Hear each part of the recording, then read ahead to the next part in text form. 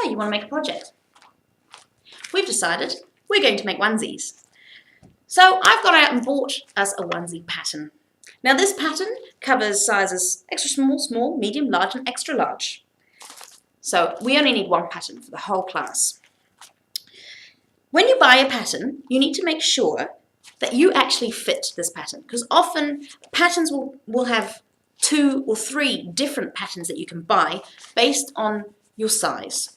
So if you have a look at the back, you can tell what size you're going to be by the measurements, and you need to go and measure yourself before you go to the shop and buy your pattern. So please have a look at the measuring video to see how to measure.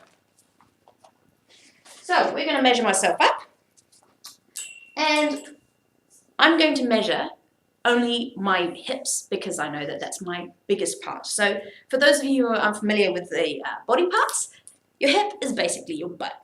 Okay, so I'm going to measure my hips. And my hips are 105 centimeters. Now please be aware that patterns will come in both centimeters and inches for both the oldies and the young ones. So I'm 105. So according to this, 105 centimeters, I'm in the large category. Okay? So that means I will be able to buy this pattern for me. But you need to check that it fits you. Also, please remember that when you measure your hip, you need to look at the hip measurement, not the bust and not the waist, because those measurements will also be different. Underneath that, underneath the body measurements section, you'll also find a fabric measurements section. Now, fabrics come in, well, most fabrics come in 2 different sizes, and you can tell this quite easily which size it is by using your arms. Now, the first size is 150 centimeters wide, which is about this wide. So if you go up to the fabric and you go, oh, don't know what size that is, just spread your arms out. It's about that wide.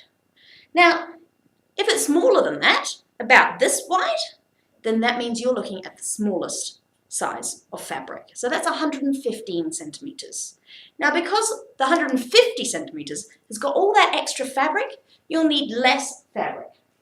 So do check on the back of the pattern which size fabric are you wanting to use and how much of that fabric are you going to have to buy for your size. So according to this, I'm a large. And then you go down, so you just follow the chart and go down. So I'm a large because my hip measurement is 105 and that says 106 to 110, and being a onesie we don't want it to be particularly tight. So we're going to use the large. So you go down for the large. I want mine without feet, so we're looking at view B. So we go to view B, large. We're looking at 2.85 meters if it's 150 centimeters wide. But if I were to get the smaller fabric, then I would need 3.7 meters. So as you can see, if you don't choose the right size for your body, and the right width of fabric, you end up being a meter short, which means you won't be able to cut all your pieces. So please check.